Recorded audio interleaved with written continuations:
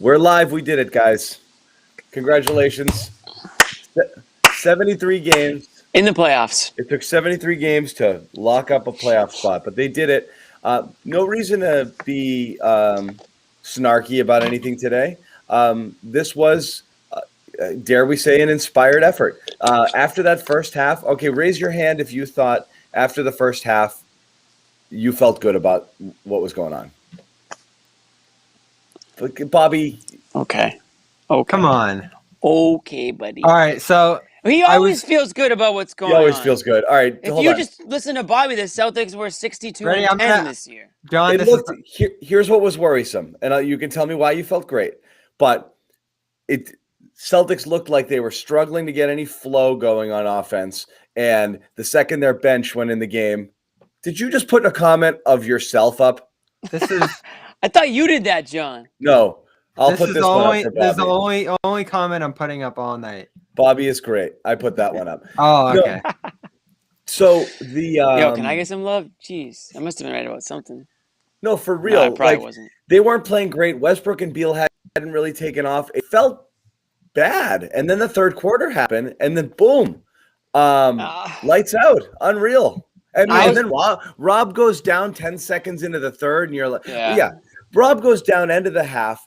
It didn't look – they weren't playing great. I didn't feel good about the second half at all. And then he goes down, and you're like, okay. And then bang. Well, I was mildly concerned when Rob went down in that second quarter late because you knew there was no turning back from that. He gave it the shot, but he was done just with the pain and everything else. And it was the turf toe again, which I don't think we knew what it was right at the time, but that looked like it was going to be deadly because he was playing great in that first quarter, connecting the offense, making all the little plays. You weren't sure what Thompson was going to give them, but to his credit, brilliant second half. And this is what he's been talking about all year. Like once the playoff comes, it really starts. And he brought probably his best game of the season tonight, I thought, in that second half in particular. So I was mildly concerned after the second. Thompson.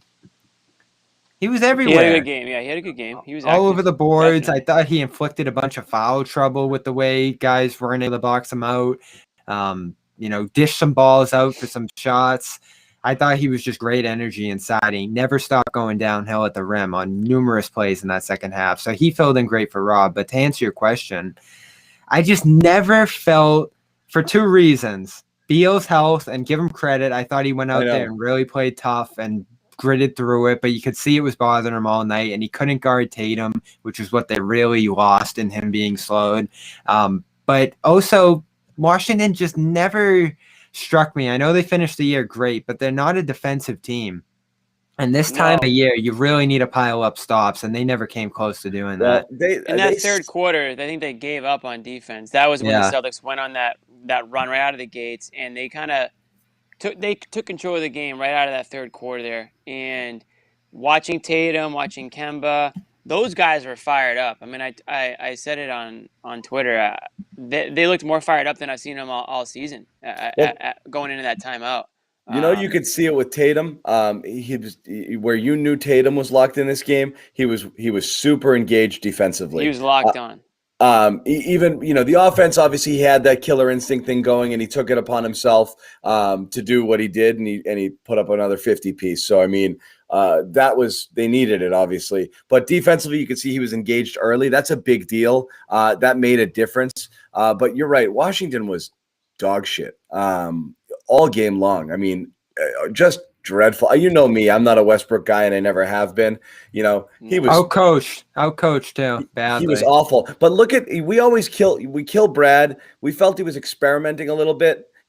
I didn't understand Semi 8 minutes early. Jimmy didn't understand why Romeo at all. I didn't think he played poorly though. I just was surprised. No, he actually had a pretty good game, but it's surprised to see him. There's just a couple things, but then you look at the Wizards, like. They started 3 guys who played under 20 minutes, and they had 3 guys on the bench who played over 20 minutes. And again, it's not all a matter of who starts or who whatever, but it is just interesting, just how this game had, played out for them. Westbrook had a terrible game. Celtics were also helped out that Bertans, who played 33 minutes, was freaking dreadful. He had an awful season. Oh my God. And that's a guy like the Celtics. I remember we were like, oh, need to get that guy for Boston if you can. He was. Neesmith gave him the whack to the neck and it was over. Yeah. Little freaking, I'll tell you what, it looked like a welt. I mean, I don't know what Neesmith did to the guy, but it looked like he had a fun night. Neesmith's the enforcer. But it was concerning. Tatum started out a little cold, in that first half. Fournier couldn't hit anything. No, the second was not scary, a good start. The second period, you were like, yeah. uh-oh. And it looked like, there was one writer, I think it was Tomasi or something, tweeted something I thought was funny. It's like, the Celtics did look like they flipped a switch, but it was one of those switches in your house where nothing goes on when you flip it. It's kind of like what happened. Crap. Like, they flipped it, and they were like, here we go. And then, like, nothing was happening. And that's what the second felt like. It was kind of like, we are giving it our all, but our all is very limited. You saw some dejection, and that was worrisome. I was like, they're giving it their best shot. They're just undermanned. And then Smart friggin' looked like he got shot in the leg, and then Rob goes down, twisted up. I was just like, that. Everything seemed bad. And then bang, just blew up. And then on top of it, when the Wizards were hanging in there with the Celtics, it wasn't like Beal and Westbrook were going off. I mean, we actually were kind of waiting for that to happen, and it never really quite did. And we know Beal was banged up, and Westbrook just had one of his games. But, the Wizards they tied things up. They even took a lead there in the second quarter, and it was like, Ish Smith. It was like, oh, great. Like, one of these random dudes on the other team is going to go off in the Celtics tonight, and this is going to be the story of the game. And that's why I was concerned. I was like, well, the Wizards are hanging around here, and their stars haven't even really got hot. I mean, Bertans was another guy that you were kind of wondering if he was going to hit a shot. He never did. Their three-point shooting was absolutely atrocious tonight. I think I saw, like, midway through the third quarter, they were like 1 for 14 or something like that. I think it showed on TV. So, I mean, that was the difference I think it was the biggest difference in this game was just first of all, horrible defense by the Wizards, but they couldn't hit an outside shot for the life of them. And the Celtics, credit to Tatum, credit to Kemba, they were the only two guys really for the majority of this game that sort of paced the Celtics on offense. And, they needed every single one of Tatum's points tonight. And he made that 50. Look, that was one of those 50s that just looked kind of easy. It wasn't like he was laboring over it. I mean, guys got it at the line. 32 shots. I know, but for some reason, it just felt like some of the shots he was hitting, were kind of going down. I mean, he went to the line a lot. 17 free throws. I mean, a lot of it was it was aggressive Tatum, Yeah, right. There wasn't a ton of settling. Like, yes, it was a little bit dribbly and a little bit, me ball, but it had to be, He needed to do what he exactly. It had to be. He was like, listen, I got to score 50 tonight. I know this is my job, and this is what it's going to take, and so be it. It's not the most efficient 50. I mean, he jacked 30, but I mean, again, 17 free throws. He was going downhill, and he was getting there, and it was outstanding. It was it was laser focused Tatum. And that's right. When you have a downer, but this is not a recipe it's not a recipe that's going to last. No, forever, and it's going to get him wins over teams like this for sure. We know it's coming, but they did their job. They got by the team they had to get by here, and now it's just kind of gravy from here. Like, if you can get a win against Brooklyn, it's fine. But again, like I said, these teams were all worse than them. You saw the separation here, and I don't think Indiana or Charlotte really would have done that much against Boston either. But I was surprised Westbrook never had that punch in him. He was so brilliant to end the year. He was ripping games out of other teams' hands.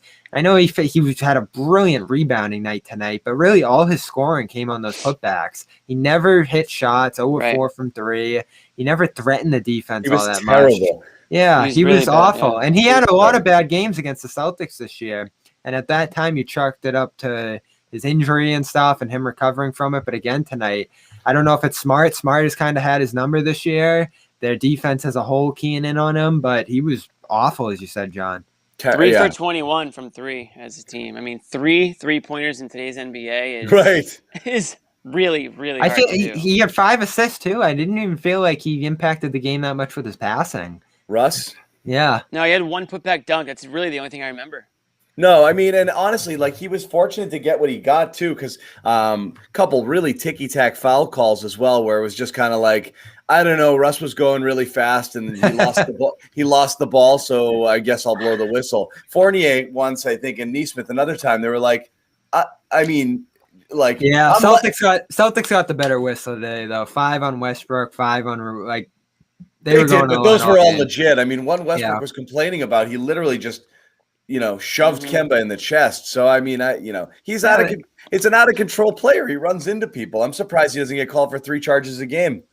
They don't guard well, and they're not great coached. I think that run at the end of the year was Westbrook catching fire. You have a great player in Beal who was locked in, and when he got hurt, this team wasn't going anywhere. Good stuff from their bench. Yeah, they made a few nice deadline additions, but Bertans had an awful year. Lopez did some nice things even tonight. You see a few good hook shots from him. But again, I look up and down this team.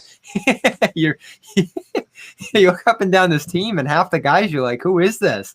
And they're really just a 2-man show. Ish Smith got a little scary there at points, but he ended up becoming a detriment by the end of the game. He was just so easy to go at in that third quarter. They were lighting him up. Yeah. Tatum, Kemba, all these guys could go right at him. And I have a friend who's a huge Westbrook fan. Obviously goes back to those Scott Brooks days in Oklahoma City, and he's been saying since then, Scott Brooks is just such a detriment. And, I didn't love him as a coach in Oklahoma City. They obviously never really won anything there. And he hasn't done a great job in Washington to what I can see. So give it to Brad. Give it to the Celtics. They got the job done. I don't know what they're going to do in Brooklyn, but – well, let's hold off on Brooklyn. Let's enjoy it a little bit, okay? Let's just stay in the moment. Yeah, stay in the moment. Let's just beyond enjoy the game. This. Yeah, beyond the obvious, which Tatum being Tatum and Kemba being. I mean, you said it, Bobby. He'd need 30. You knew you needed an aggressive, good Kemba game as well. I said that. You said it? Yeah, this is what we misplace credit here on this show. Mm-hmm. I said you needed 30 from Tatum and Kemba. I basically said you needed 60 combined, and you ended up getting, I think, 70 because Tatum went off for 50, and you won by almost 80. 20. Yeah, so. Yeah. Tatum ended up covering it all. But, so we liked it, but beyond this game, Tristan, good. I'm gonna take a minute for Romeo. It was puzzling. I want to take a minute on the rotations in general. Yeah. Okay, so I understand. I guess Semi we think was there to. We knew Semi was coming. We predicted it. We did a little. And so that was we feared it. The moment I gave up was literally the moment Semi checked in the game and then stayed in the game. And I was like, is this really what's going to happen here? Is this what we're doing? And John said, pack it up. He played 8 minutes, and honestly, that was like the worst 8-minute stretch of the entire game for the Celtics, I felt, in that kind of like late for that second quarter there. That first rotation in the bench was a disaster, and the deeper they got, the worse it got. Semi, Nesmith, who else was in with that first group there? I think you saw Pritchard at that point, and they never went back to him. And I guess they found a nice adjustment there in Romeo. They won his minutes. So that was good. We talk about Brad. So that's what I want to talk about with Brad. We're like, he's still guessing. He's guessing. He's 10 deep. 4 minutes into the second quarter, and when Romeo came in, that was 10, and you're like, huh? You're like, what's going on? Why are we doing this now? And not only that, like they're leaving Semi in for. If Semi came in for 3-4 minutes, fine. He's in for 8 minutes, 9 minutes stretch. I was like, I think he forgot he's out there. Thankfully, it wasn't a Grant game. My head would have exploded if Grant also came in there. And we were spared that until the end. But he did he definitely saw something or saw what we all saw. It was like, I'm not going to play Semi anymore. And Romeo took Semi's minutes there in the second half. I thought did pretty well with them. I thought Romeo did fine. I mean, he was in there for defensive purposes. And that's why, that's one of those games where the Celtics, they clawed out to that little lead in the third quarter there. And then you can afford to put some Romeo in there because you're not playing from behind. You're not trying to, make up for a 10, 15-point deficit. So that was a good spot for Romeo to get a little burn. Yeah. He took a nice charge. And I thought I was fine with the minutes. I was just surprised. I was just surprised that it got to the point. I know he went in the second quarter when Smart went out. And that was kind of like, I think Brad just trying to, plug in the hole for a minute until Smart could stretch out his, whatever it was, calf or ankle. I don't know what exactly what the issue was. But then, he went back to him. So for me personally, I wanted to just see, I want all of those minutes to go to Nesmith, but again, I can't be upset with how Langford played. I was just the guy's been MIA for the last month, so I Right. just didn't expect to see him at all in the I was playoffs. surprised to see him. Yeah, I was surprised. Yeah. But this is the bench they have. I mean, on any given night, we're going to be This is the surprised by playoffs, some right? random Yeah, Celtics player that gets the It's nod. scary, right? Yeah. Anytime, and when with Fournier not playing well, anytime. We should talk about that at some point too, because Bobby only wants to talk about Fournier when he's like the perfect Right. player. But whatever, we'll take the stinker tonight when you Yeah. didn't need it. But anytime he and Tatum aren't on the court, I'm terrified. You know.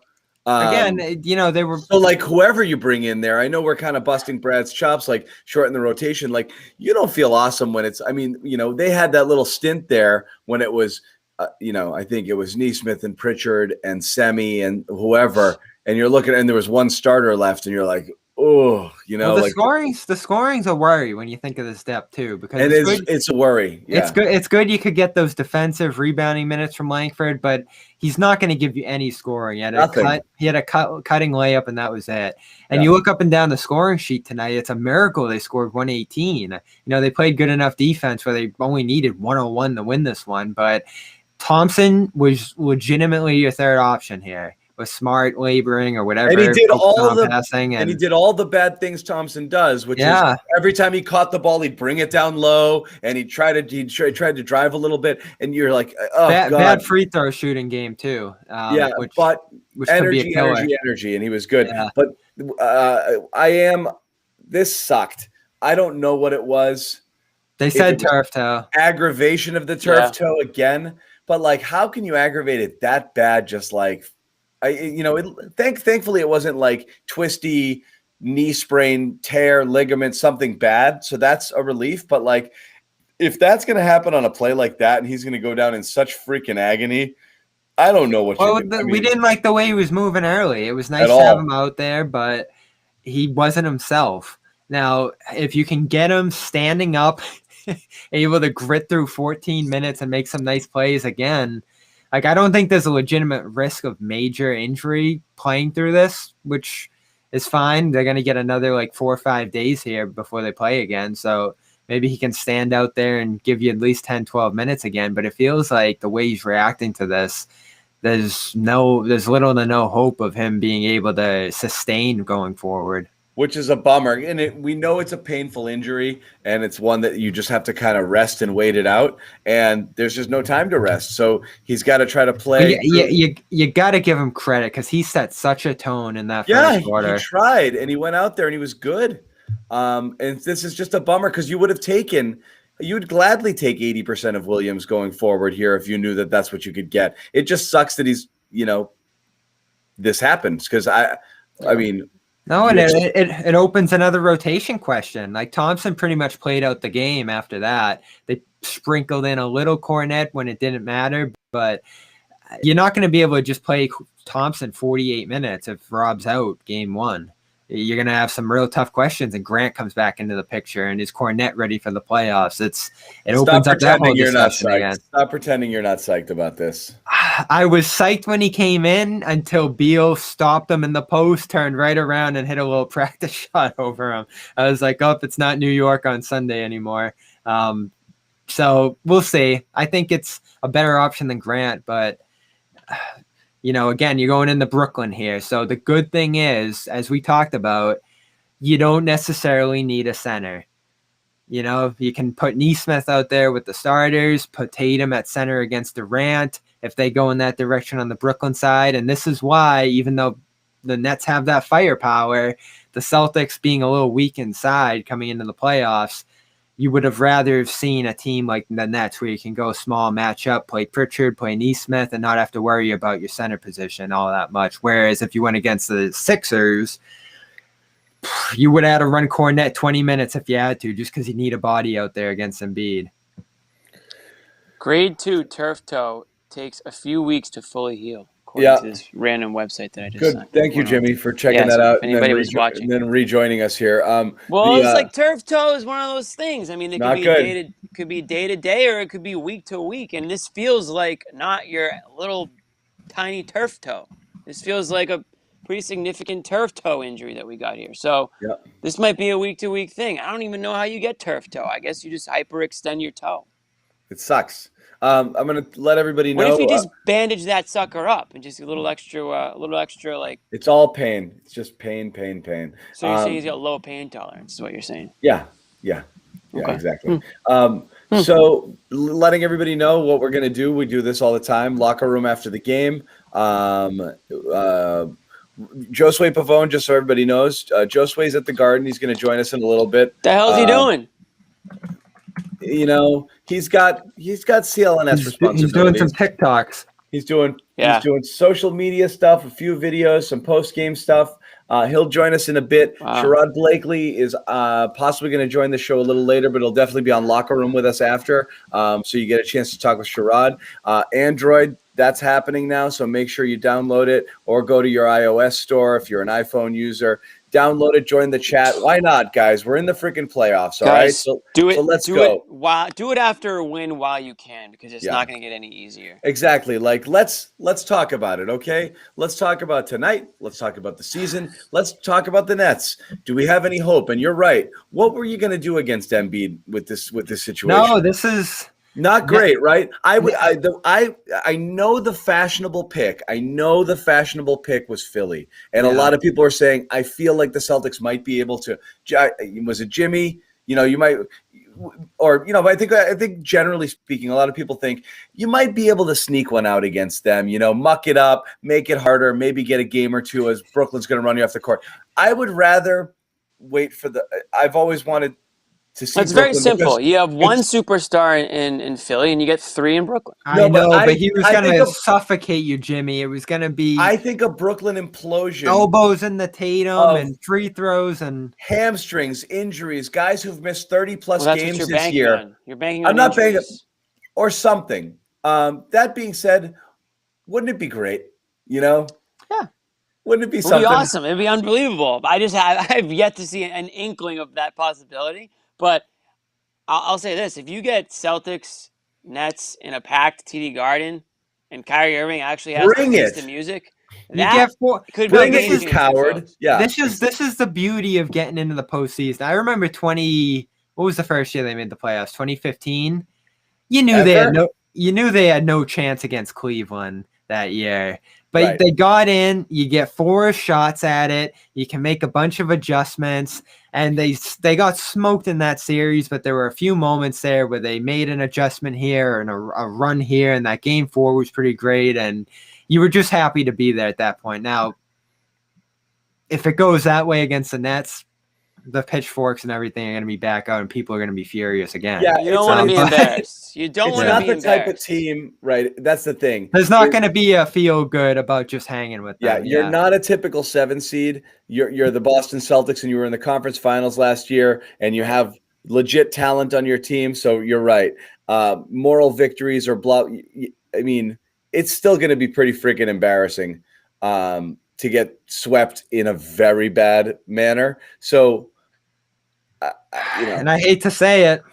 I mean, it's hard. Listen, I don't need time to make my prediction because I said it over the weekend. They're going to get swept by this team. Nets in 3. Yeah, they're going to get swept. I don't know. They certainly could get swept, but I'm just wondering if the Nets just take it easy or something. I don't know. It's all going to be down to like health and stuff like that. I just mean take it easy, like with their own guys. Oh, okay. I thought you meant like give the Celtics a. No, of course. Okay. I mean, they're not going to do that, but they're not going to go 40 minutes. Do you think they're going to pity the Celtics? I don't think Kyrie's going to do that, but. Yeah, I think I'm there's worried a chance the Celtics could steal one, but it's not going to, in my opinion, it won't be a series. I'm worried that this is going to be that coming out party for the big 3 there because they haven't played together all year. All of a sudden, it's going to be Durant flying over your head and Harden hitting his step backs and Kyrie dribbling all over the place. Like you saw the game over the weekend against the Cavs. It was, and that's not even to mention what Blake Griffin's been doing and what Bruce Brown brings in a toughness role and all their shooters off the bench, Jeff Green. You look at this team and you talk about their big 3. Like what impressed me most about them coming into this year was their incredible depth. They have centers, they have shooters, they have defenders. You know what I want to see? Everything. You know what I want to see? Okay, Celtics haven't done it really this year. What I want to see is a Kurt Rambis situation in game 1. I want to see. I You want to want see Tristan to take somebody out? I want to No, see you know who it is. It's Neesmith. I want to see Neesmith. Accidentally. Right. I want to see someone get friggin' destroyed. Okay. Just Wow. John set it. wants an injury, guys. Set the tone. Set some tone. I agree. Do They need to set the something tone. physical. Don't let these guys dribble around and be cute and take their step back. Harden's gonna get his ticky-tack fouls. Jordan rules. Anybody in the lane, foul. Make them work for it. Make them work for it. Play freaking physical. These guys are cute and they like to do their little stuff and they're tricky and they're fancy. Pass off the backboard. Ooh, look at my step back. 360 pass in the nose, just once. Okay, they're not going to do that, John. Do that. Know it. They're not going to, but that's why they're going to lose. And we're not telling them to injure players. We're telling them to be physical and foul hard if you have to foul and make them work for it and physical make and them get think angry, twice. get tough. I don't even. You have to be that team. You have to there. stop thinking we're a bunch of really good players too, and maybe we can score as many points as them. You can't. You have to reinvent yourself on the fly. Yeah. Reinvent yourself on the fly and friggin' get nasty. See if you can do it. Okay, show some grit. Get in their win face. Ugly. They're only going to win ugly. Yeah. Tatum and some of Kemba are the only two players that can just kind of score pretty. Nobody else can. They're not going to win that way. So they're going to have to win ugly. They're going to have to outwork the other team, fight hard, Neesmith's going to kill. Fight for pucks in the corner. That type of a game. I want Neesmith to watch some friggin' Washington Capitals regular season hockey. Follow number 43 around, Tom Wilson, okay? Yep. Check it out. See what he does. Make it happen. Be a force out there. I'm not even going to go that far. I just want to see them answer runs, stay in it, make plays consistently, keep it close throughout. I was so disappointed by that third game. Second night of the season. That third game sucked. That was a million years ago. Oh God. The second game. What happened in the second game? Kyrie lit them up again. So whatever.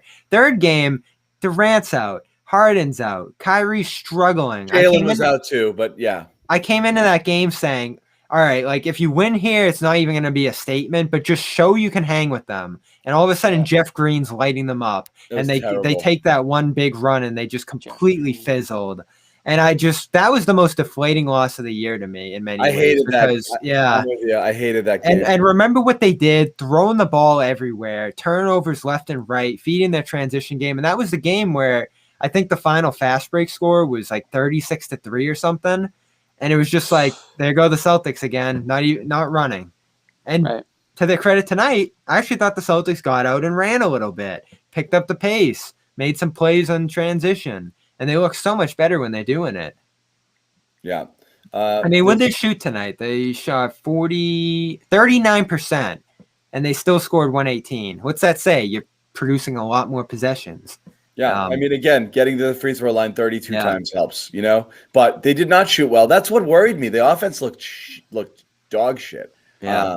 The concern is it's just that no, the Nets don't play a lot of defense, but they're going to outscore you. They're going to drop, all of a sudden they're going to just go bang, bang, bang. And there's 10 points, just like that. And Celtics, Tatum can only do so much, Someone tweeted me, Bobby, spare yourself the analysis. Enjoy Celtics' final 4 games of the season. Yeah. Enjoy. Yeah, I don't know if that's the word, but. That's going to suck if it's 4 straight blowouts and we just have to sit here while Kyrie digs our grave. It'd be nice to get a couple against him because Kyrie has just had their number, man. He's just an unreal player, and when he plays the Celtics for whatever, for a lot of reasons, I guess. He just makes sure that it's not even about hating. It's not even about hating Kyrie or just shaking your head every time he says something. It's just the notion that he left the team because he didn't think you were good enough. He went to the Nets because he thought they were better. So you're going to sit here as Tatum. Well, Brown's gone at this point, but Smart, these guys. And you're just going to be he outplayed us again. Let's shake hands and move on. That was kind of the demeanor they went into these games with all season. And I heard people on the radio saying this too today, and I actually agree with that. I don't know if you want to call it a hot take or whatever it is that they're shaking hands, buddying up with Kyrie. It's the playoffs now. you can't go game 1. Hey, you beat us. Game 2. Oh, you got me again. Game 3. Hey, another nice one, Kyrie. You can't. And I hate that. after tonight you had Tatum and Beal. If I'm the Wizards and I just lost that game, I don't really want to see Beal, laughing it up with Tatum Yeah, after he but just it's dropped one 50 game. on you. If it's a series, Who game in and cares? They game just out. beat him. I hate that. I hate it. I hate it. It's ridiculous.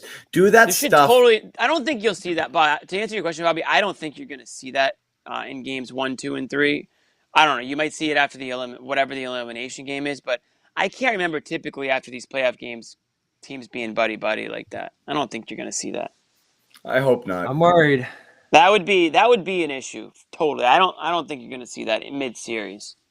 Don't think you're going to see that.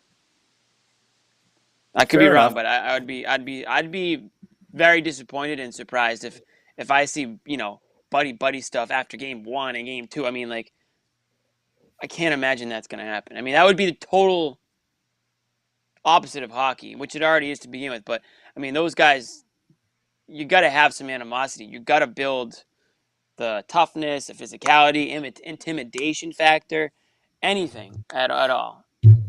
As I talk to myself. No, we're here. You guys are both looking at your phones. We're looking for some fiery quotes over here. Anything coming? I think. But I mean, am I wrong? I mean, wouldn't you guys be stunned if you saw that? No, they did it every game. But this is why we're talking about it. You did it. They did it after every regular season game. Yeah, the guys shake hands and hey, see you later, blah blah blah. But in the middle of a playoff series, I don't think that's something that happens. I hope there'll be some. I can't remember, I guess, but I would be pretty surprised if they run an adversity here. I hope there'll be some level of frustration. I guess the other thing too is they're not really going into a tough environment in Brooklyn. It's a short trip down the road, 1 hour flight, whatever they do there. You're in Brooklyn. I've been there a couple of times. It's not a great environment. I know it was before this Big 3 thing, but even then, I don't know what kind of environment it's going to be with limited capacity there. So you're looking at a flat 7-game series with your benefit probably because Boston's going to be pretty wild for this one. So there's no excuse not to compete. At the very least, if they give it 4 really good efforts here and bow out in 4, I think we'll look at this and say, whatever. They have Durant, they have Harden, but you can't just get destroyed. When is day 1 of fans? What actual day? 29th. I know, but what day of the week is that? Saturday. That is 10 days from now? Yeah, it's Memorial Day. You got to get to game 6. You got to get to game 6, I think. I don't know if you even get game 4, right? Nah. I mean, let's say we're looking at what do you mean you don't get game 4? Meaning if game 4 crowd. might be in there. Crowd. Oh, because you might get a Saturday, Tuesday, but if it's Saturday, Monday, and then I don't know. Well, they do that. They do that in the playoffs. Friday. They give you those 2 days. The first round, sometimes they give you those 2 games. Sometimes there's more. Well, it could also, don't forget, you get the hockey team too. So if their schedule comes out first, you got to go out. I love that hockey team. Yeah. You got to figure out, when they're playing. Here we go. Well, they do the day night Celtics TD at the Guardian. same time. Subscribe, Bruins, CLNS. Good content going on over there. That game was electric yesterday. Team. Love these guys. I love playoff hockey. If the Celtics had lost tonight, I would have had a scathing. What's great too, John? Yeah. When a hockey game in the playoffs goes to overtime, you're like, oh, here we go. 2 hours ahead, and then them ending in 40 seconds. You never see that. It's so great when that happens. It's so great because you're like, am I? Especially when I used to cover a lot of the games there, and we'd be there, and we'd also if you're you really don't know. I remember, right? You're sitting there if it's a game where you're going to go from one city to the next in the playoffs, and your fingers on that button to press reserve for your flight, to make sure you don't get a middle seat and get a good price on it, and the stress of that, and am I going back to Chicago? Beep, But yeah, I have no idea how long that stuff is going to go. So that was good. We're still waiting on Joe Sway. I don't know if he thinks he's good. This is one of those situations in a locker room where he just hides out and hopes. Are the Rats after him? I don't know. I'm worried. Does he have a one-on-one with Tatum? What's going on? I'm worried about the guy. But also we don't know what's going on at the Garden right now. Anything? Any quotes coming out there or what? I haven't seen anything good yet. Me neither. I haven't seen anything good. I'm interested in Rob. That's the big story right now. Well, we won't get anything on that now, obviously. Yeah, he was talking about Marcus. Stevens was saying be sore tomorrow. Blah. That was blah, a weird blah. moment. What are they saying about that? Rob hyperextended that toe, I guess. So he felt it pretty good, Stevens said. Tried to come back and play, so just get treatment and we'll see what happens, but not enjoyable. So he just kind of stepped funny, stretched it out bad, hurt a lot. Oh, he's got three or 4 days here to just ice it. I guess that break helps, I guess, not having to come back, so that's good. But well, it's they still call it the Rice method. Rest, ice, compression, elevation. Thank you. That's the Rice method for the turf toe. Send that over to Rob. Hey, Rob, raise your foot tonight. Don't forget. It's the Rice method. It's just, I'm not a doctor, but I know a thing. No, I finally, so I've been playing basketball for about 10 years. I finally hurt myself. Sure you have. I finally hurt myself about a month ago playing. You talking 2K or are you talking? No, 2K guy? This was in the gym. Oh. I finally sprained my ankle. First injury I've ever gotten on the court. And I got up. I kept going. It was a big mistake to keep going, but it was like the first play of the game, so I didn't want to quit. And you just feel how limited you are out there when you're hurt, when you're trying to play through it. You can't be yourself. You can't do all the things you typically do.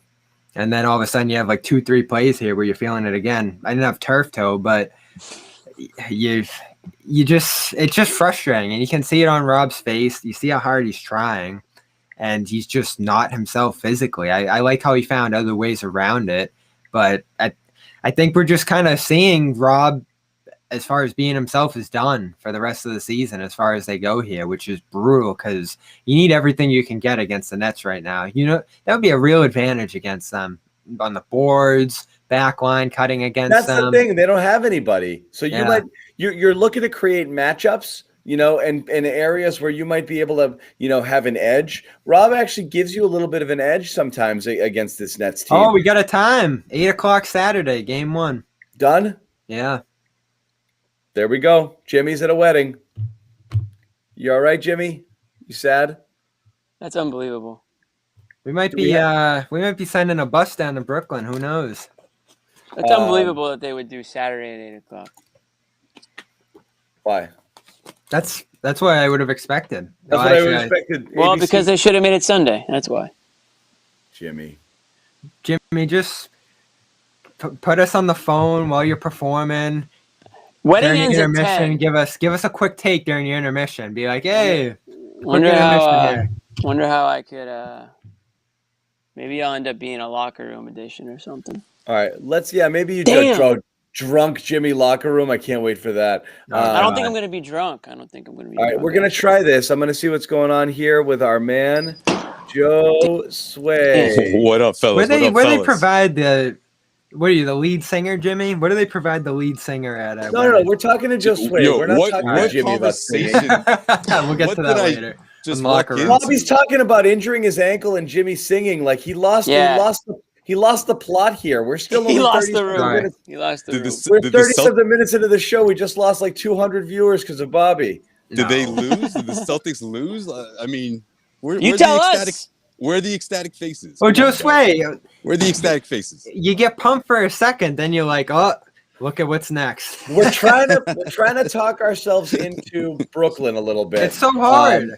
And what could happen there. But Joe Sway, you were at the game here. Describe the kind of vibe here. We were talking. I don't know what you felt about it. I was pretty nervous after the first half. Didn't seem like Brooklyn was playing their best ball. Rob goes down. Fournier was struggling. Tatum wasn't cooking yet. I don't know where they were going to get offense. This felt like a game where like the Celtics are going to struggle to get to 100. And I thought Washington might turn it up a little bit because obviously we know they have a good offense. And then the third quarter happened, and then bang. But like, what was the vibe? What was the feeling there? To be honest with you guys, I'm going to say Robert Williams. I'm honestly going to say Robert Williams because of what we saw in the first quarter. I just thought his energy on both ends, just everyone was just ecstatic. And then I don't think a lot of people anticipated to see him in the second half, or at least at all after what happened.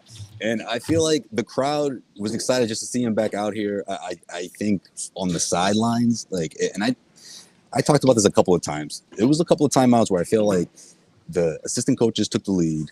A lot of players were engaged. Guys were on their feet. The entire team. It just seemed like everyone was sort of really into this one from the beginning. And I thought that seeing Robert Williams back out there sort of galvanized the team as in, okay, guys, maybe we got this. And it was only for a few minutes, right, guys? I almost feel like it was a strategic thing from Brad Stevens' standpoint. Maybe I'm looking too into this, but maybe I just don't see a play. Like, look at this guy. He's a warrior, kind of inspiring people. Just for a few minutes, right? Just for a few minutes, because of course the what wouldn't be smart is to keep him out there and risk something serious happening. But again, I just think it's like, in that, if I had to guess at halftime in that locker room, I think Brad Stevens certainly talked about that. Like, look, this guy, he's putting a lot on the line here because he knows how much of a difference it is when he's out there. And I think that, obviously Jayson Tatum, he got going in the second half, but I also feel like it was a team connection in a way that everyone was just sort of rooting for everybody, to succeed in a way. And on the defense, like, that translated, right? The Wizards, they couldn't score for at least like the first 5 or 6 minutes. That 17-19-2 run was obviously a huge difference, but without Tatum, to your point, man, like Washington Wizards, I'm waiting for them to come back. They did. It took Tatum to drop 50 to put them out for good. Well, let me ask you this, because I saw people tweeting about it. When Rob went down, said everybody shot up from the bench to go be around him. Yep. I thought that was huge. I thought that was huge, man. Honestly, I think all this, all that was relevant for sure, and it was engaging with the crowd. Guys love, obviously, Celtics fans love Rob, and I'll never forget after he went down. You know how it gets quiet a little bit here. Again, when it gets quiet, that's when those fans, they can really get what they want to say out for everyone to hear. And someone just yells out, "Oh, fuck!" And everyone in that section. No, that's how you felt. Sort of chuckled and was like, "Yep, here we go again. Here goes Rob limping off the court, and it's not even the second half yet." I know. You saw it on TV too. Incredible turn of events. Everybody went down the court and Rob wasn't coming, and you were like, "Oh no!" Yeah. It deflated the crowd, John. I'm telling you, man. Everybody, it was like, "Oh, really?" Brad, that's such a Brad thing to do. Also, I really think that had a lot to do with it. Like, okay, get the crowd on your side in the second half. Put Rob back out there. Kemba's cooking. Tatum's about to warm up. Toss Rob out there on one leg. I mean, it was so obvious. When you put it that way, but he couldn't walk, man. Honestly, he needed help off the court. I didn't expect to see him at all in that second half. He couldn't not walk even a little. in that second quarter. Not even a little bit. And then when he checked out around the 9-minute mark, I was like, "Oh, okay, Brad. Oh, I see you, Brad. I see what you're doing. Well done." I thought Brad coached a good game, Joe Sway. He did. And it's a little bit easier when Scott Brooks is on the other side, refusing to double Tatum. That just made it that much easier. Yeah. He literally didn't double him till Tatum scored his 50th point. They what's so funny is they doubled him the last 5 minutes of the game. Oh, yeah, that makes it worse. And never before that. It was unreal. At that point, don't do it. Pretend it was always your plan. Don't discover that you should have been doubling him. Yeah, Pop. Don't expose yourself. 48 points. Pop did it the whole game. Yeah. That whole game. The 60-pointer, yeah. You sent the B-ball breakdown tweet. Obviously, another member of the CLNS network, Coach Nick there. What are they doing here?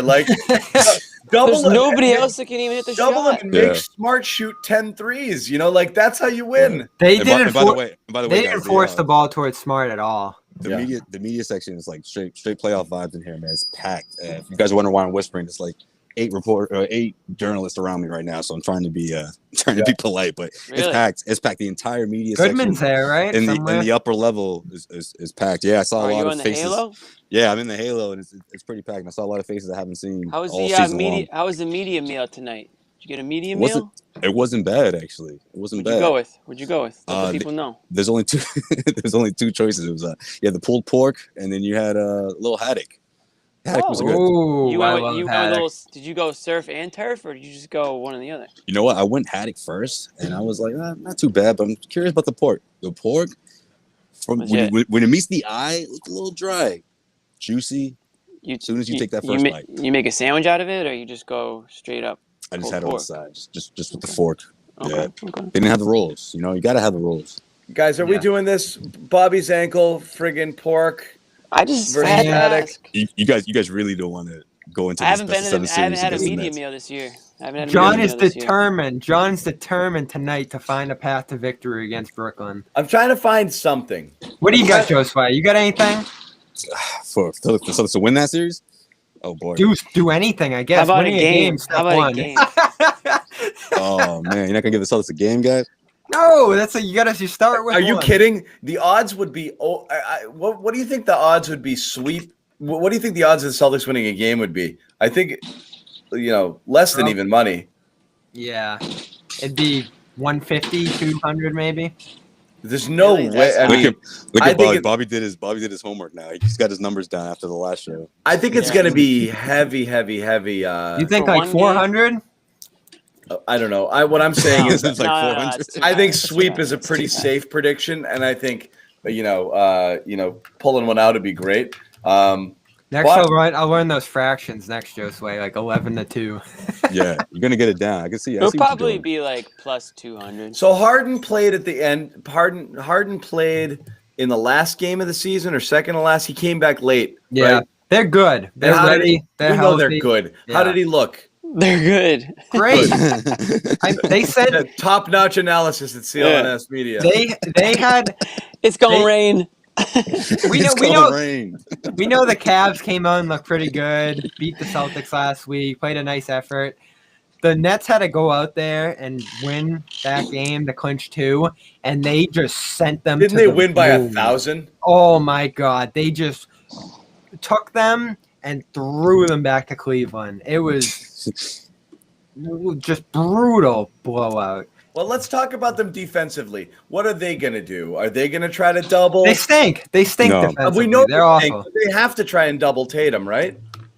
Maybe a little bit, but I don't see. I mean, it's sort of what we saw with teams do with Marcus Smart, and I mean, without Jaylen out there, it makes it a little easier to defend the wing positions, right? I mean, I don't know. I feel like Fournier is key in a way because depending on in transition, maybe you could take advantage of that matchup in some ways, but I just without Jaylen, man, they're really overmatched. Here's where they're vulnerable. They do two things. They do a bit of a drop with Jordan to cut off that pick and roll coverage there down the middle, and obviously if Rob's not out there, the Celtics won't have much in that aspect anyway.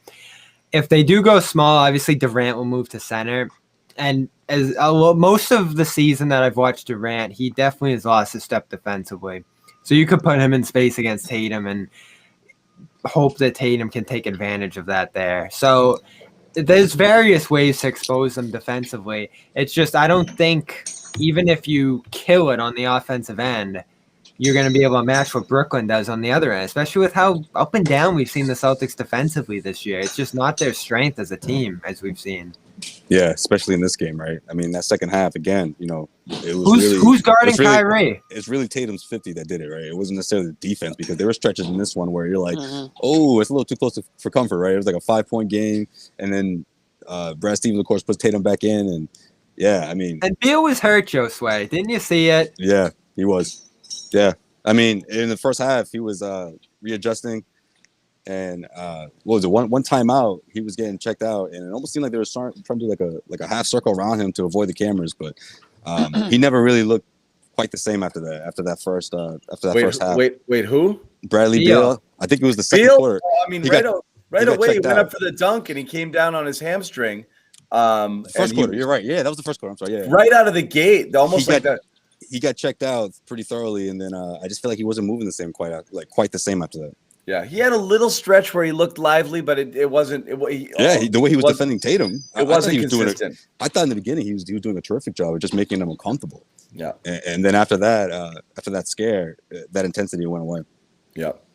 I want to remind people one more time. We're going to do the locker room thing, and probably who wants to head over? Jimmy, you going to head over with me again? Let these guys close it.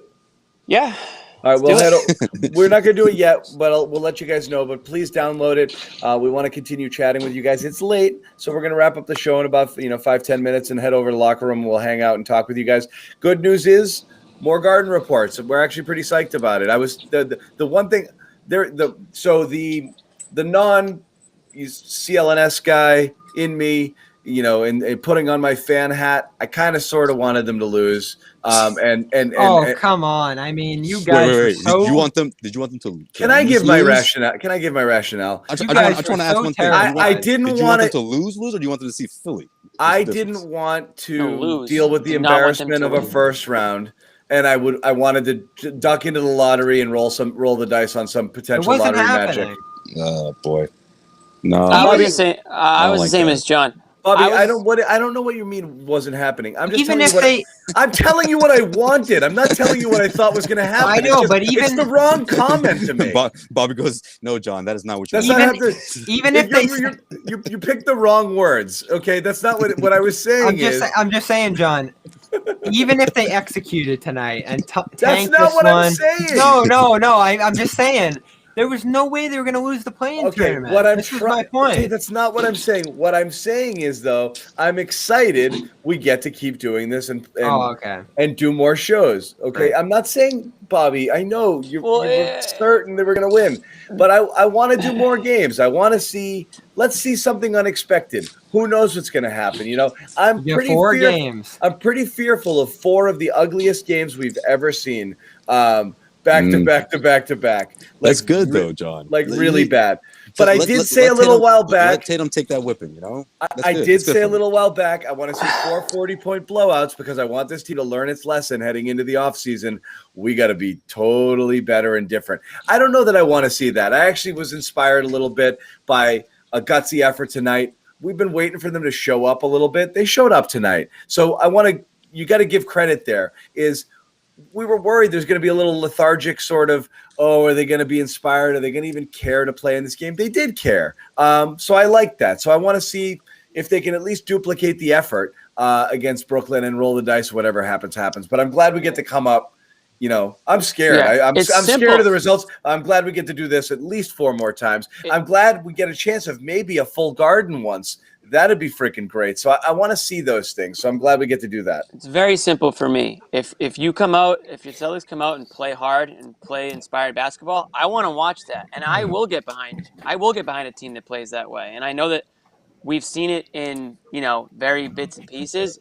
But if they come out and just play flat and uninspired and don't want to be there and look like they don't belong there, no, I don't want to sit through 4 more of those damn games. And that's why if they had lost tonight, I would have been rooting against them to lose on Thursday, 1,000%. Die, losers. Right. Yeah, absolutely. You don't deserve to be in the playoffs. But if they go and play the way they did tonight, if they play like that against the Nets, they might not win at all. But if they can put an inspiring performance in there and see a little fire with Kemba and you won't see 4. I don't think you'll see 4 blowouts if they do that. Exactly. I don't want to see 4 blowouts. No, you want to see 4 close games. Well, you guys really gonna have your brooms out, huh? What's so funny is we're only talking about seeing 4 games, but everyone is this.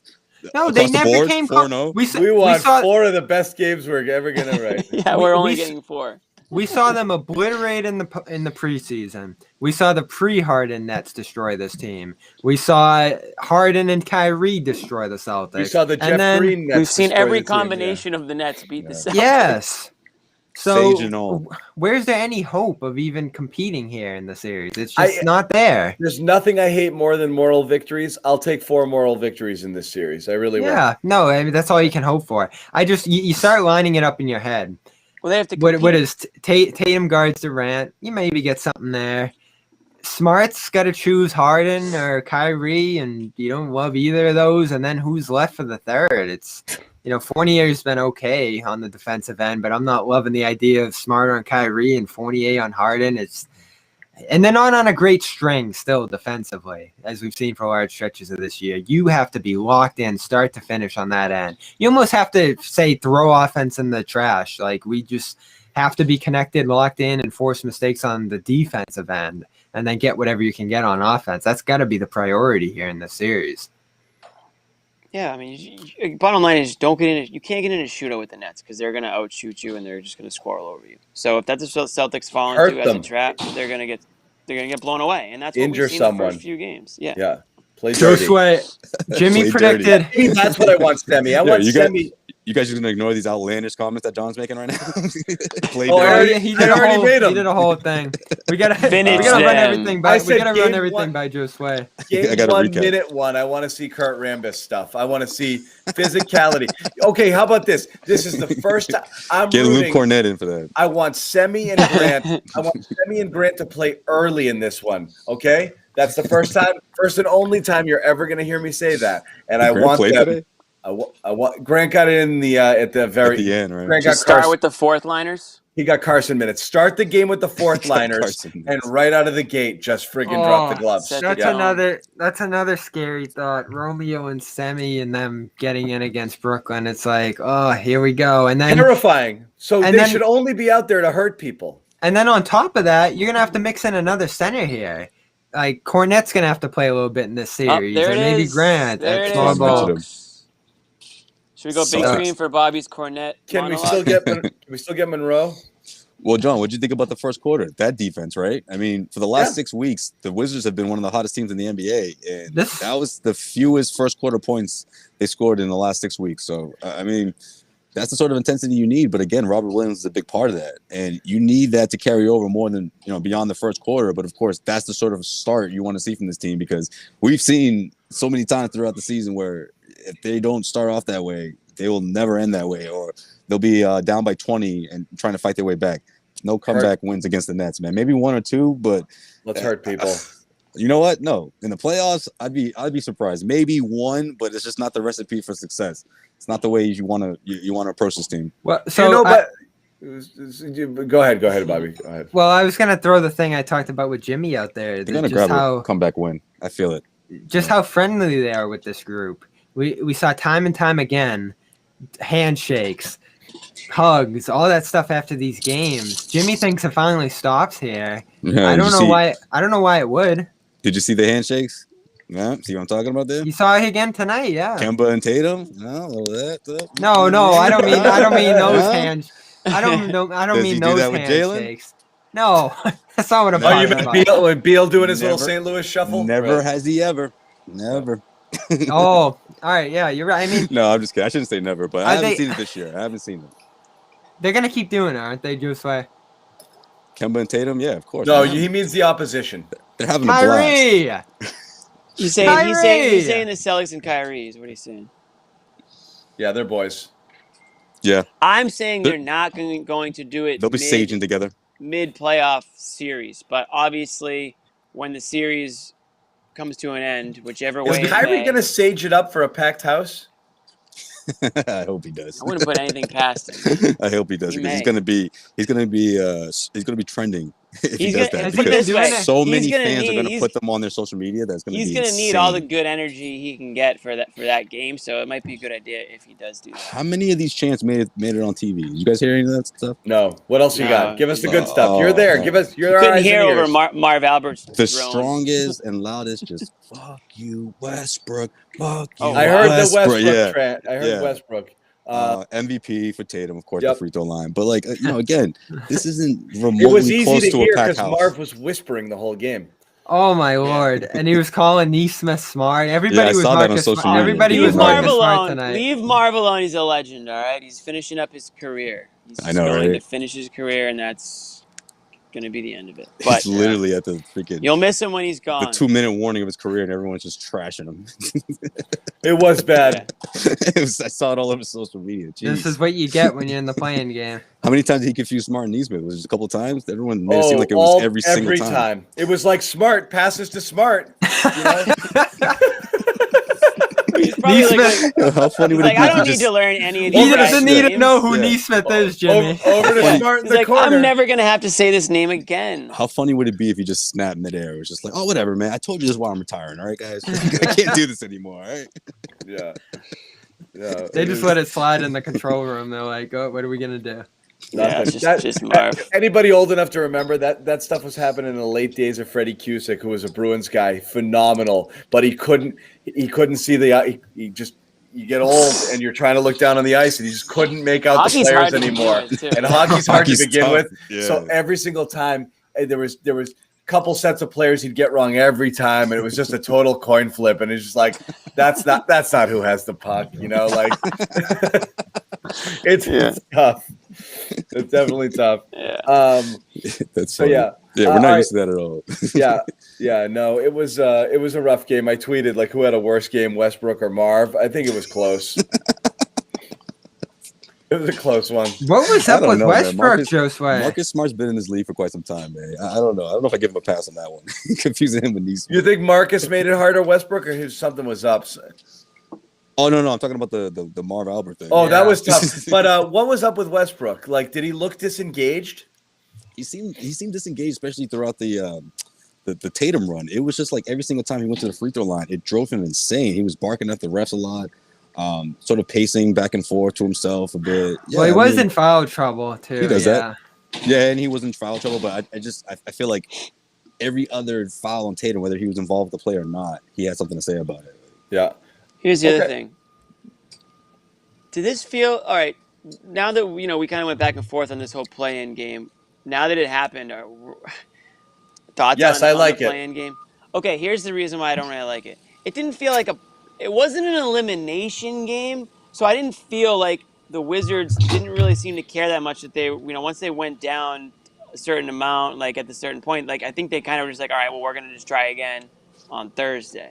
So it was like, I don't know, it didn't feel like as much was on the line. Like if it was an elimination game, I think that would be obviously a lot more intense and I would be more into it, but I don't know. It's like whoever loses gets another chance. So I wasn't like super into it, but it was still, it was basketball. You're not that into her? It was basketball. So, at the end of the day, it was fine, but I don't know. I felt urgency. Like you never know how you're going to feel before it starts. And I was watching it. I felt some urgency here where, like, hey, losing would be bad, like they got to win this thing, so I don't know. Especially in that first quarter, it just felt like an overtime or something. It's like it was going at it. I love that.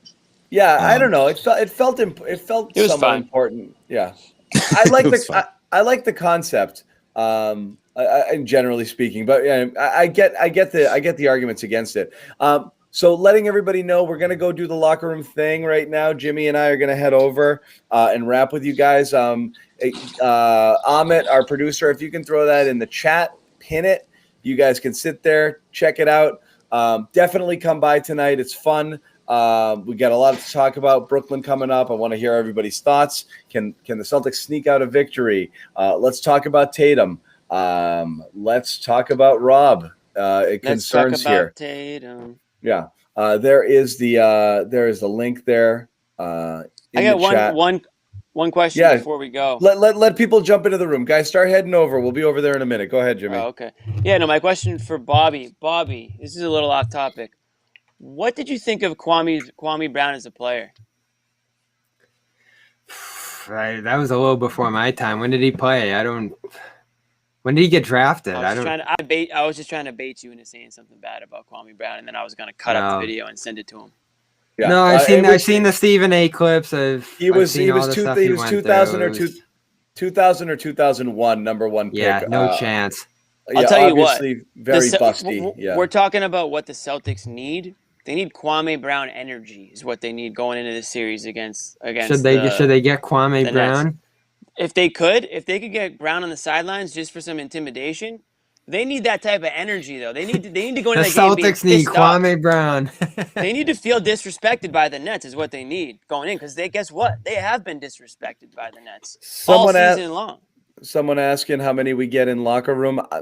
I'm surprised you being one of our number one followers in all things CLNS, ATUILOL. That you haven't joined us yet. I'd say we're consistently 120 to 150, depending on the night. So usually pretty good audience. I think we're gonna have a big one tonight. I don't know. It's see. Late. It's late. It's late, and it's a school night. But I am expecting a lot of you guys to join. So start jumping in now, and we will head over and chat with you. Wait, where'd Josue go? You can't do a one-man show. He was supposed to be joining me here. Yeah, He is, was. Jim. He got scared with the Kwame Brown talk. He didn't want to be involved in the clips that could We'll possibly be. we'll hang another floating around. minute. We'll hang another minute until Josue gets back. But definitely come hang with us in locker room, so we can talk a little bit more. Let's see. I'm yeah. pulling up locker room as we speak. Just want to take a peek at it. Well, there's one guy we haven't mentioned tonight. And Dude, that there's is, never mind. Wow. There's Australia is competition. raring to go. I know Phil and I know George. Yes, you guys are middle of your day right now. You just had a big lunch, I'm sure. afternoon. Yeah. I know. Where they eat in Australia? What's a good lunch in Australia? I don't Cheeseburgers. I'm sure they eat regular food like we do, Bobby. I'm sure they got some distinct stuff. I don't know. I don't know. Well, we're gonna steal people from the other locker rooms. That's our goal. Because there's a couple other Celtics locker rooms that are opening up right now. So. How dare you? Yeah, they didn't get the memo that there's only one Celtics. There's some crazy stuff going on in the room. locker room. You bounce from room to room. You never know who you're gonna see, what you're gonna hear. It's a good app. But anyway, Kemba. Look at him go. Look at him Efficiency go. wasn't great, but he's giving them what they need on offense. So, I mean, at the end of the day, on this team, you need points straight up. Tatum can't give you 50 every night. And Kemba's that guy who can give you 25, 30 on a really good night. And that's what you're going to need if you want to compete with these playoff teams. Did you expect Kemba to outplay Beal and Westbrook tonight? No, of course not. No, one of them, not. Yeah. The fact that he can, at this point, he only played 34 minutes tonight, is so fresh coming into these games. I saw that on 3 days rest, and he obviously had even more than 3 days rest coming into this one. 21 points a game, 50% from the field, 37% from three. That's when he's been at his sharpest, the most rest. And now it's late Tuesday, he'll get a good 3 days again going into game one of Brooklyn. Yeah. So it's huge. This is why I was never against sitting him on the second night of back-to-backs, or at least down the stretch, right? I'm like, well, it got him to this point. He was averaging, over 30 points throughout that 5-6 game stretch. And this is why they did it. Yeah. Look, before this game started, I thought I said Tatum and Kemba needed to combine for at least somewhere near 60 to 62 points, and Tatum down there took every one of them. So, like, I'm not saying that the Celtics going to need Tatum to do something similar to this, but I just think you can rely on that production from Kemba. But the defense is going to be something that's a whole nother story. He's got to be a freaking star. All right, we're going to head out. Jimmy, let's head in there. Locker room, jump in. Jimmy and I are going. These other dudes are going to be there in a minute, so we'll see you guys there. I'm going to hop in, start chatting with you guys. Jump in on the platform, on the stage. We want to hear from everybody, all right? All right, yeah. See you there. You got it. Peace. What's up, Bob? There they go. I'm up right now, man. I'm telling you, it's like this playoff atmosphere. Well, I mean, anytime someone drops 50, you're going to feel electric, right? After watching something like that. But I just again, like that playoff feel I got in that first quarter, seeing Robert walk off really deflated this arena, Bobby. I can't stress that enough. And I think that third quarter stretch, just that momentum meant everything. And it led to that run. And of course, it led to a humongous historic night for Jayson Tatum and the Celtics' first appearance in the NBA's first play-in tournament. Well, you saw three things tonight. You saw them come in close to healthy, which didn't last long, but it was good to see when they finally did. You saw a great start, which I thought was so important. We haven't seen this team get off to nice starts all that often, but they were rotating defensively, getting stops inside. Rob had a nice early block. And then you saw them, as you just said, respond to adversity. They really weren't looking good going in the half. I think, John said in our chat, pack it in, like this is it. And you saw the couple injuries. It's hard not to think like that. Like, right. Smart got right, but you had a sense that Smart was okay, right? Yeah, you kind of did. I mean, either way, even if he's not okay, you're like, he's going to come back in the second half. Yeah. And he came right back like a few minutes after that. Yeah. Well, that's the interesting one for me, because I think we know Rob's not Rob going forward, and whatever you can get from him at this point is going to be a bonus. If he can play at all, it would be great. can Smart's going to be so crucial for this series. Think of the assignments he's going to have, the organizational leadership role he's going to have in terms of getting everybody where they need to be defensively against Brooklyn. He's going to be able to move too against these guards. Harden's going to be coming downhill right at him fast. Kyrie, we know how much trouble he's had with him.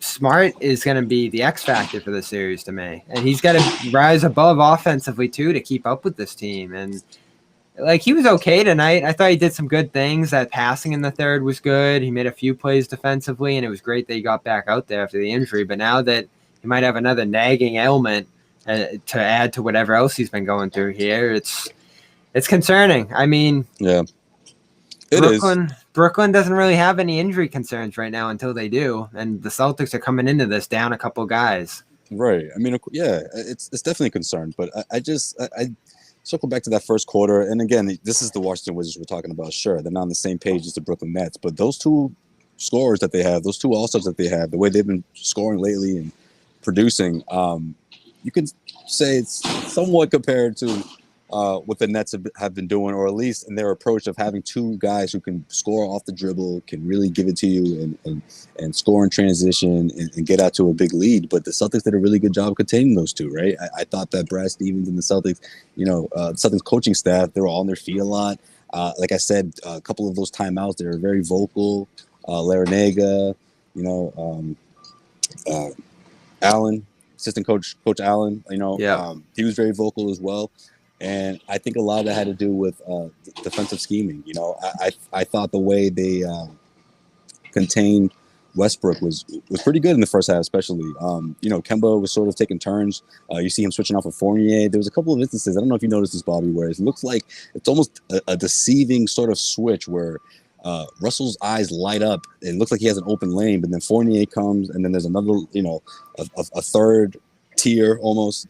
It just felt like they were really strategic in the way that they were throwing bodies at Westbrook and sort of giving this deceiving look for like a couple of seconds that it looked like he had an open lane, but he didn't. And I think it was effective in some ways. Of course, it's spurts. You can't rely on something like that all game long, but I just think this was sort of good practice for these guys in how to start a game, especially on the road. Starting a best-of-7 series out in Brooklyn against a team like this, they have to come out strong on the defensive end for sure.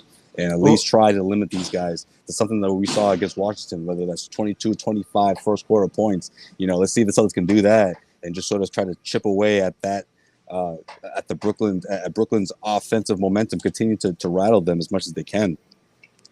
Well, you look at the turnovers; those were low. That was key. Attention to detail there. Yeah. Points in the paint got a little high, but overall, I felt like you're right. Washington didn't get to the spots whenever they wanted, and they were able to cut off the lanes to the basket. I think what was impressive about the way they stopped Westbrook here was that, they let him get in on some putbacks. Those were big plays at times, and sometimes Westbrook's going to have those nights where he just doesn't shoot well, which was certainly tonight. But they also held him, especially in the playoffs. Yes, but they also held him from becoming that crazy playmaker. I mean, we've seen him have 20 assist games, 26 assist games down the stretch of the season, and for him to just have 5 while committing 4 turnovers in this one, fouling a ton, they just weren't letting him go where he wanted to go. You saw Kemba taking charges. You saw guys rotating inside. Like, this was a real solid defensive effort by the Celtics. Well, that's a part of Kemba's game I think has really improved since he's come back from that injury. I don't know, call me crazy. I know it's hard to sort of highlight something like that when you look at the amount of losses this team is stacked up with or without Kemba, or how inconsistent he was, especially at some points when he first came back. But beating guys to the spot, I mean, he's done a really good job at that. I just think it's tougher, playing guys one-on-one on the ball coverage. Yeah, sure, Kemba can get beat off the dribble in a big way, but he's done a really good job of beating guys to the spot, whether it's taking a charge or at least meeting guys when they're trying to turn the corner, and that's huge. Obviously Marcus Smart, it helps him in that backcourt defensively. I think Evan Fournier, has done a good job, especially getting his hands in the passing lanes. He does gamble a lot, but against a team like this, maybe he stands out a bit on the defensive end. Yeah, and it's great that they can finally play the starters a ton. build chemistry and rhythm throughout the flow of the game. I don't think there's been someone like Marcus, Evan can afford to gamble a bit, in some of those instances, especially against scorers like James Harden and Kevin Durant. He'll be gambling a lot in those plays, in those sets. I gave you 3 reasons that I was 100% confident that the Celtics were going to get through the play-in. The first was obviously that they got 2 shots. Great that they did it on the first try here. You didn't want that nervousness of the next game possibly being your last. Obviously, the other teams weren't healthy either. We saw the Hornets lose today, surprisingly, and the Pacers aren't that healthy either. LeVert just went in the COVID program today. So that was another reason. But the biggest one of all is that the Celtics, you talked about the playoff atmosphere. I love the playoff rotation. 40 Tatum minutes. Kemba probably could have gone 40 if he needed to. Smart was on his way there. Yeah. Fournier. That third quarter, I think it was about the 3-minute mark. Brad Stevens, again, here come the Wizards, right? Was it 5.6-point game? Put Tatum back in, let him play. This is the playoff game, Yes. And that was the way he approached it. And of course, what happens? 8 more points to finish the third quarter, I believe, something like that. Getting to the free throw line, perfect 17 for 17. That's a superstar approach. You get superstar calls, and I think that's certainly paid off as he was, working his way up to that humongous third quarter that he put everything together. And the last guy I'm going to mention, Rob goes down in that first half. Second half, what did he play? 1-2 minutes at the start of the third? Yeah, something like that. Then Thompson. So we're talking about, 48 in a game, 24 in a second half. So you give 2 to Rob. Kornick gets 4, so that's 6. So we're talking Thompson playing almost the entire second quarter and giving them so much energy, relentlessly going to the basket a few times to score key baskets. He was their 3rd leading scorer in this one. And I thought he inflicted foul damage on the other team with those box outs, gave them 6 second chance opportunities. He's been talking all year, and along with 8 free throw attempts, he's been talking all year long. The playoffs is when it matters. I don't care about the regular season. And you know what? It hurt them this year, that mindset, but the playoffs are here, so at least cash in on the second half of that, and I thought he did. He was so good today. Yeah, this is sort of his season, right? For someone who's been into deep playoff runs with the Cleveland Cavaliers, around this time is sort of the turn the corner to the Eastern Conference Finals. I just think veterans sort of rise to the occasion in these instances. Veterans who've been battle tested throughout the playoffs, and especially in this situation where a team like the Celtics really need him to capitalize on that role, and of course give them a little bit more, depending on how much Robert Williams can give you throughout the postseason. So yeah, it's huge, man. The defense, the muscle in the middle. John talks about he wants to see guys touching up the nets, getting physical. I think this is your guy a little bit. Not to. I don't want him out there trying to injure people, but you want to show that toughness, that grip. No, and he's that guy now. If Rob's done, and obviously an imposing center is coming up in DeAndre Jordan, who has impressed me at times this year with his physicality, lob catching. He's a great fit for Harden in that offense in the pick and roll. He's gonna have his minutes cut out for him in this series. Luckily, like I said to start this show, now that you're looking at Rob being out, you're glad that you're going up against Brooklyn and you can play small and just kind of take those centers off the court. But we'll see. It's going to be brutal. It's going to be hard. It's going to be excruciating in certain games. 1 quarter at a time, Celtics fans. Yes. 1 quarter at a time. We know right now that there's going to be one game that you just have to shut off in the third quarter because it's going to be so bad. But they're here. Could be game 1. We'll see, though. They're here. We get to keep doing shows. Who knows what other things we'll be doing throughout this playoff run here, however long it is. But the Celtics are in the NBA playoffs. They're the 7th seed. Nets Celtics is 8 o'clock on Saturday. So a nice few days here in Boston to practice. Get ready for that trip. And we'll be doing shows after every single game. We'll be doing locker rooms after every single game. We got pressers. Absolutely. We got Kyrie, Durant, Harden. We'll be covering them for a full series. And this might be the team that goes on to win the championship. So if that's a run that they're about to embark on, then you'll be starting to hear. And we'll obviously be at the Garden and wherever else. So Bobby Manning, Josue Pavone. Yeah, set up the locker room, guys. Let's do it. We're on the locker room, and we will see you Saturday after game 1. See you guys then.